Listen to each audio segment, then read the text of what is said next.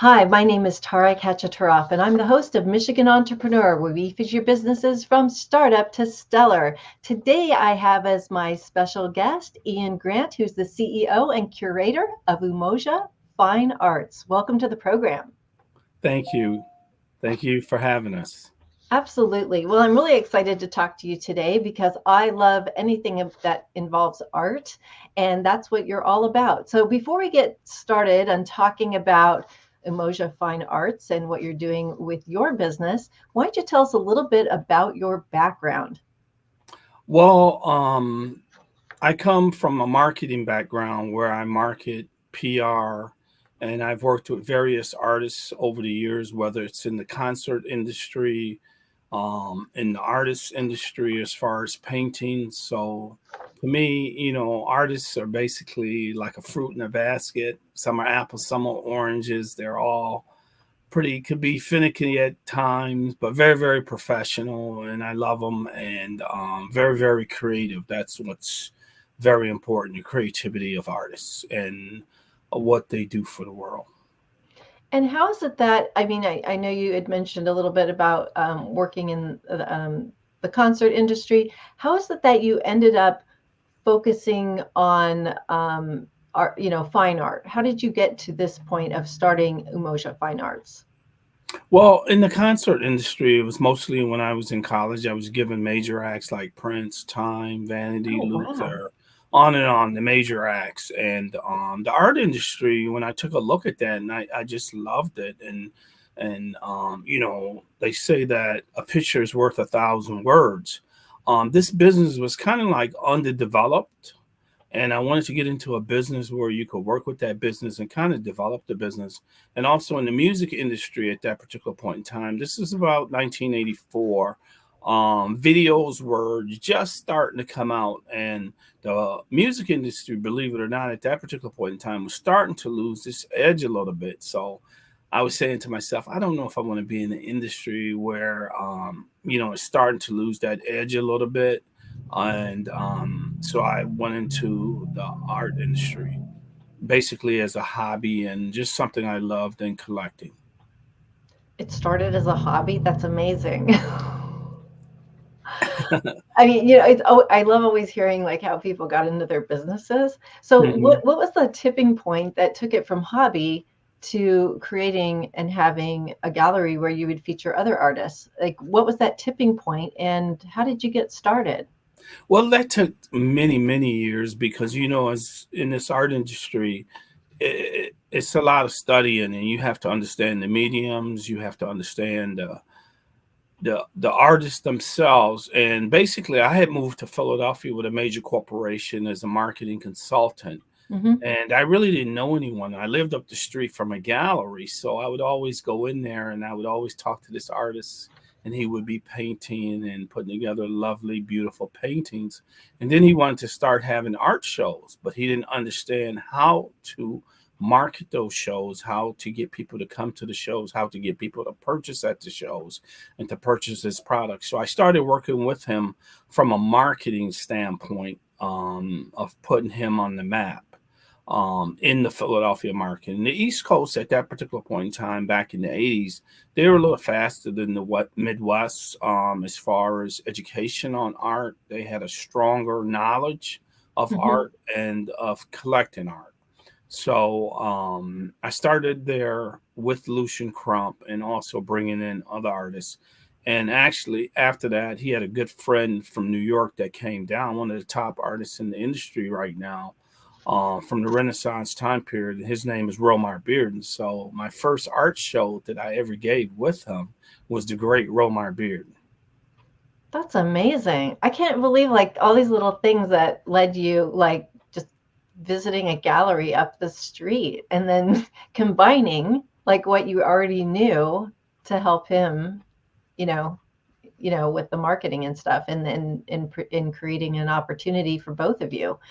It's always amazing to me to hear these kinds of stories.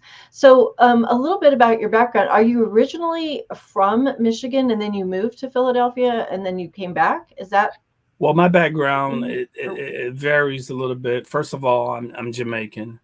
And so I came to this country, with my mom and my family when I was around 8 years old to Chicago. We moved to Chicago. I can Hmm. remember entering this country at night and seeing all these beautiful lights, and it was Oh, wow. wow. And I'll never forget that, the dazzling. It was amazing. It was spectacular. So I grew up in Chicago when I was younger, and when my dad retired, I was in high school. So he wanted to leave the city. So we moved to the western part of Michigan to a small town, Cassopolis, Michigan. So I ended up finishing my high school education and growing up there in Cassopolis, Michigan. From there, I became a Michigan State Spartan. And from being a Spartan, I was recruited, as I indicated, by a major corporation. I had Mhm. about 8 to 10 offers of anywhere I wanted to go in in the country, because I came out of the College of Business at Michigan Mhm. State, and I chose this company that would start me out in Philadelphia. I see. Okay. Yeah, it's really interesting just that your journey as well. And that's interesting you're from Jamaica. And I also love hearing Yeah, that man. what was like, just hearing like what first struck you was all the sparkling lights, and that kind of is art in itself, you know what I mean? It's all Yes. art is about light and the play of light. That's fascinating. So now you have Umoja Fine Arts Gallery, and where are you located? Well, we're located in Southfield, Michigan, in the Mhm. Crossroad Building, and that address is 16250 Northland Drive. We're in Suite 102, and that's directly across the highway from Northland, if you're Oh familiar yeah. with Northland Mall, on Mhm. the other side of the highway. Right now, they're building the new business Costco there, and they're rejuvenating that whole area. So we're very, very excited about what we see going on in that entire district. Yeah, that's great. So, why don't you tell me a little bit about what umoja means? What's the meaning of that word? Well, first of all, Umoja Swahili, Hmm. okay, and it means unity. And when we started the business, we felt unity and unifying throughout the country, whether it was the artists or just working with other individuals, was very, very important, because we believe in what's called the death of competition, and just working together to try to build the business, unify the business, because in this art business, it's all about education. And if we're all educating everyone, it's going to help everyone in the industry, and that's going to be very, very key and important. But the important thing I want you to understand, that when Emotion Fine Arts first started in 1996, we were not a gallery. We were publishers and distributors of art. So we service galleries throughout the country. We I service see. African American galleries, around Mhm. 4 to 5 thousand galleries, where Oh they my would gosh. call us. This is if you consider going into a gallery and you want to order some art, and you maybe Mhm. look in a catalog book, or they're showing you some pictures online on the computer, they would call us and we would ship that art into them. And we did that until around 2007, 2008, and Mhm. things changed a little bit. Um, First of all, I want to say the great Annie Lee, who was my mentor. She passed away in 2014. And thank you, Annie, and heavenly thank you to you. But she kind of put me on the map. She was one of the strongest artists in the country, a millionaire, of course. And she chose Umoja Fine Arts after I sat down and talked with her. She was from the Chicago area, Glendale. Mhm. She gave us the opportunity to exclusively distribute her work throughout the country. Oh And wow. so once we were given that opportunity, and we were at all of the major shows across the country, the ABC shows were going on back then, and different shows like that in Atlanta, New York, on and on and on. This gave us the opportunity to meet a lot of artists that are now internationally acclaimed, world renowned. Mhm. And they felt at that particular point in time, if Annie Lee gave us the opportunity, why shouldn't they give us the opportunity? Or what do these guys got going on special that Mhm. she would give them the opportunity to distribute her work when she was turning everyone down across the country? I guess I didn't actually realize that artists gave like distribution rights to particular organizations, but it completely makes sense. I mean, because we do that in all industries, but I never really thought about that in terms of the art and having like a place where you have a singular distribution point. But yeah, that's amazing. That's Yeah, amazing. and we sold from 2 points when we were Yeah. distributors. We Hmm. sold as wholesalers, Hmm. where you could come in and buy maybe a minimum of three prints Hmm. at that time, and you would get 50% off. But if you purchase like 25 or 50, then we'll give you a distribution price. So instead of 50 off, we'll give you 50 less 50. So yes, that's kind of like how the business operated. And it all started during the 80s pretty much with the shows like the Cosby shows, Different World, and helping the artists to get their art placed on these shows. People would start seeing themselves in the Oh, background, especially oh, African wow. I American. didn't realize that. So So that those were like paid placements and stuff? Um, Or, yes, somewhat, and oh, that was called wow. the golden era. And that went on from 1985 to about 2005. And so, with these shows, you remember we had these explosions of shows going on, and as you know, not with well, we had the Jefferson, but Oh, with yeah. Good Times, Hmm. we just had Ernie Barnes. One of his paintings just sold for $115 million at an Oh auction, my gosh.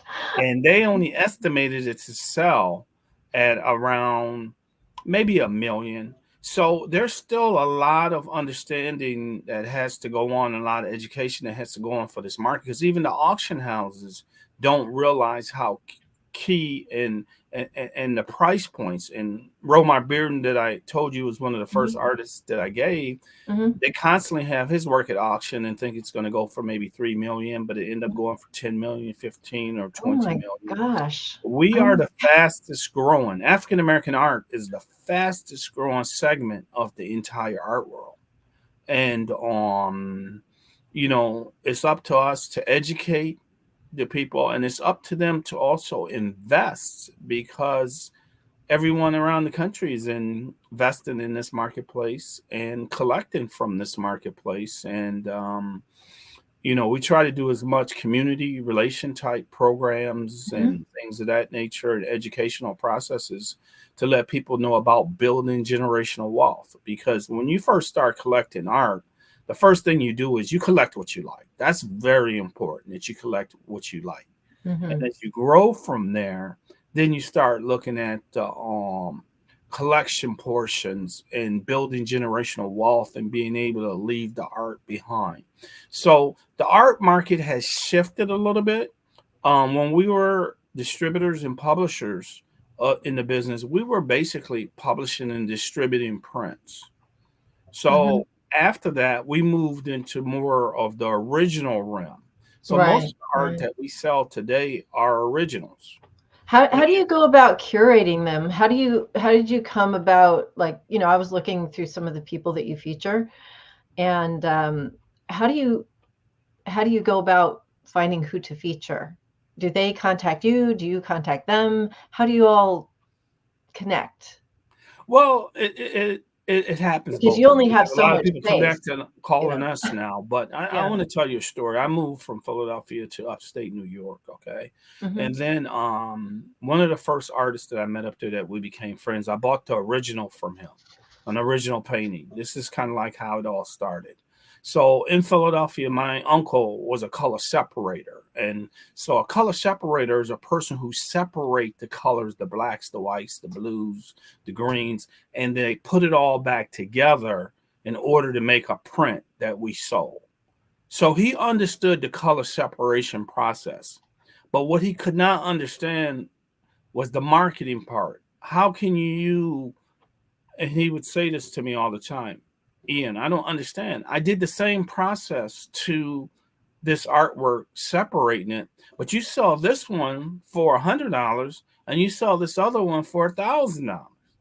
How are you doing that? And I would tell him it's marketing. It's all about supply and demand, and how you create the demand in the marketplace and how you position the artists in the marketplace. So he taught me the business of publishing, printing, and I taught him the business of marketing. He eventually opened the gallery, and I eventually opened a publishing company. So we taught each other that. So I went to now, I was promoted up to New York on assignment, still with my corporation. And I Hmm. was kind of like doing this on the side, just had a love for it. I had an individual in Philadelphia. He was a millionaire. He loved art. He collected art. At the end of the year, he would have art events or art shows. And he would probably, donate all the proceeds from the art events to an organization of his choice. And I really like that. I said, one day I'm going to be a millionaire too. So I'm going to start collecting myself. So it started out with me just collecting, not even just collecting to put art on my wall. I was collecting to put art under my bed, in the Oh my. sleeves, acid sleeves to maintain it because I felt like, hey, I'm going to be a millionaire one day. So I'm going to collect a lot of art so I could give it away also and be a philanthropist in the community. So to move forward, I moved to New York and I met this artist. I bought the original from him. And so he seemed very, very happy when I bought that original. And so we became friends and I saw him again and he wasn't smiling. I'm like, David, what's going on now? What's going on? I just bought the original painting from you. And he was like, well, I would love to get my work published. And I said, well, I think I know how to do that. So I helped him to get his work published and I financed it. And then when I saw him again, he still wasn't laughing. He still wasn't happy. I said, you need to be laughing. You need to be joyful. I bought this original from you, then I financed for you to get the prints published. He said, believe me, I'm laughing on the inside. I said, I'm not going for that. Now what's really, really going on? And he just said, you know what? All those prints that you published for me, I have not sold any. I don't know how to sell them. And that's when it all started, believe it or not. I said, okay, I'm gonna put together a marketing plan Oh for wow. you, and I'm Hmm. gonna show you how to sell this art and move this art across the country and create a distribution system. Because marketing is all about supply and demand. Hmm. And so I created this distribution system for him. And basically the rest is history. It was so easy, right? You just yeah. Not even, right? It's the life Not of an even, not entrepreneur. not even. The most important thing is you have to love what you do. Hmm. And it takes time and you have to learn the business and you have to study the business and you have to get out there and you have to jump in with both feet and you have to go to shows and you have to show your product line. And that's when I was talking about, we went to these ABC shows and different things like that around the country so that you could be seen, that people could know who you are and call you up or place orders.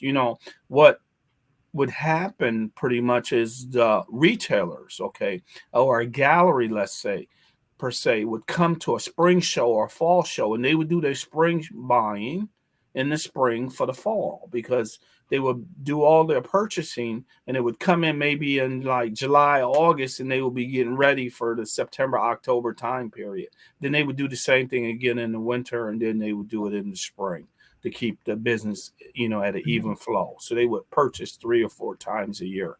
And you need to be in these venues and you need to be at these events in order to sell your product line um to these galleries. So, growing your own business, what has been like one of the biggest things that you've learned that's made a difference in where you are today? Like, what's a big lesson or an approach that you took with business that's helped you become the success that you are today? Well, I think you always got to keep your eyes open and you have to try to anticipate the marketplace and you have to try to anticipate the shift. You're going to make some mistakes. You can't be scared to do that because you learn from those. You have to say, what lessons did I learn from that mistake or what lessons did I learn from that opportunity? Do And you for have us, like, oh, I'm sorry, do you have leading indicators that maybe you even get a gut feel about that help you kind of predict where things are going? Is it like coming, are there hints from the music world? Are there hints from politics, society? Like, are there leading indicators that you get a sense of where to go next? Well, the first leading indicator that we got that changed our business from being publishers and distributors to getting into the gallery world is that Hmm. we used to have 4 or 5 thousand galleries, African American galleries across the United States, and then in 2007, after the recession started, pretty much we went down to 300. So Oh my my God. business, as far as distributing to galleries now, was cut pretty much. Hmm. So it was either we got out of the business or found a way to continue to maintain our strength in the business.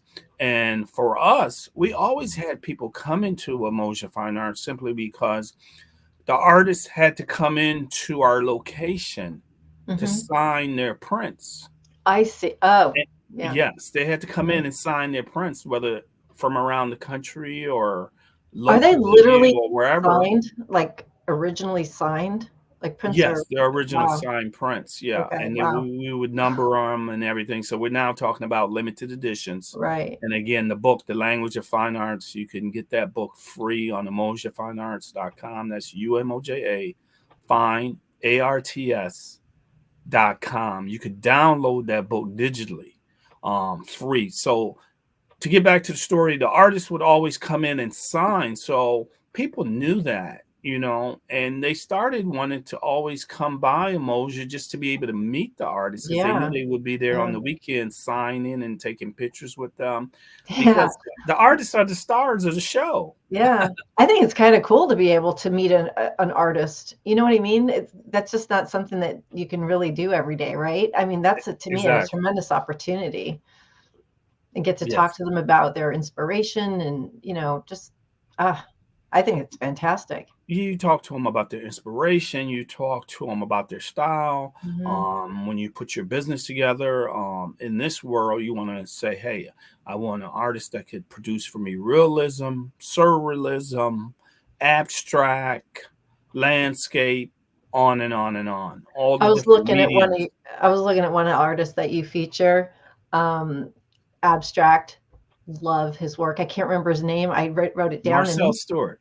yeah, it was like unbelievable. Yeah, Wow. he has some tremendous work. It is great. They love his work, and it's good and great in the corporate world too. So Are a lot of these are these artists, some of them based in Michigan?